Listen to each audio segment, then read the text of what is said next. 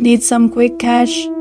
I found this ad for a sleep study paying a crazy amount of money, $5,000 for one night. All I had to do was sleep. Sounded too good to be true, but as a broke college student, I signed up without a second thought. The lab was super modern, all white walls and sleek equipment.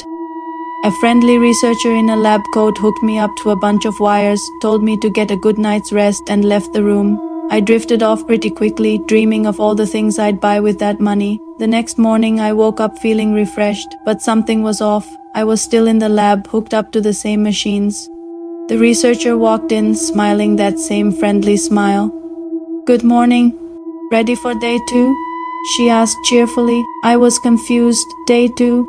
I thought this was just for one night. She just chuckled and said, "Check the contract." I didn't remember a contract, but I figured I must have signed it in a hurry. Maybe the pay was even better than I thought, so I stayed, and the same thing happened the next day, and the day after that.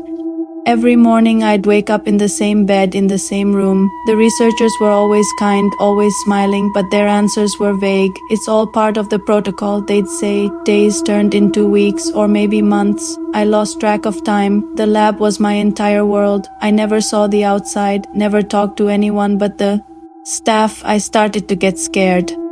I demanded to leave, but they just calmly told me the study wasn't over yet. One day I managed to get to a computer. I frantically typed my own name into the search bar. My heart stopped. There it was, an obituary, my obituary, dated 5 years ago. Car accident on the way to a college party. It didn't make any sense. I was right.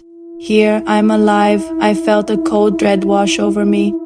The friendly researcher walked in, but her smile was gone. It was replaced with a look of pity. "You've been asking a lot of questions," she said softly. "It's time you knew the truth." She explained that I did die in that accident. This wasn't a sleep study, not for the living anyway. This facility, this study was a place to observe souls that had passed on but hadn't moved on.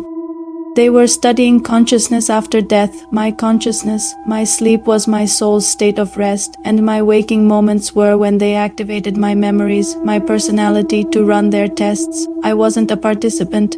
I was the subject, a ghost in a machine. They weren't studying how I slept, they were studying what was left of me, and the study, she told me, had no end date. I'm just data now, a collection of fading memories being replayed for an experiment I never agreed to, and every morning I wake up and for a few brief moments I forget I'm already dead.